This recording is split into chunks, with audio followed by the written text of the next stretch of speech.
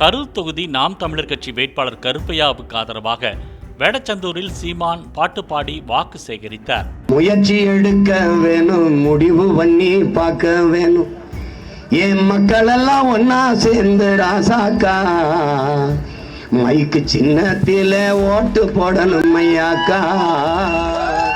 Rocket உதிரி பாகங்கள், ஆயுதங்கள் போன்றவற்றை தயாரிக்கும் உலக நாடுகள் திருப்பூருக்கு வந்து பனியன் ஜட்டி வாங்குவது ஏன் என சீமான் கேள்வி எழுப்பினார். அவன் அந்த சாய கழிவுகளை அவன் நிலத்தில் விடக்கூடாதுன்னு நினைக்கிறான். நாம நம்ம நிலத்தில் விட்டு ஆற்றையே நாசமாகிட்டு தமிழ்நாடு முழுக்க 32 ஆறுகளை நம் கொலை செய்தவர்கள் நாம் தான். நாம் தமிழர் கட்சி ஆட்சிக்கு வந்தால் தன்னை கேட்காமல் வீட்டில் வளர்க்கும் மரத்தை கூட வெட்ட முடியாது என்றார். 100 மரம் நட்டு கொண்டாந்து காட்டிட்டீங்கன்னா கையெழுத்து போட்டு அனுமதி தருவார், போய் வெட்டிக்கலாம். மரத்து கிளை வெட்டின்னு வச்சுக்க, மனிதன் கையை வெட்டியதற்கு சமம் 6 மாசம் உள்ள இருந்து போட்டு விட்டுருவேன். தாங்கள் ஆட்சிக்கு வந்தால் வார நாட்களில் திரையரங்கில் 2 காட்சிகளுக்கு மட்டுமே அனுமதி அளிக்கப்படும் எனவும் சீமான் கூறினார். சனி ஞாயிறு சாட்டர்டே சண்டே 2 நாள் நீ எத்தனை காட்சி வேணாலும் ஓட்டிக்க.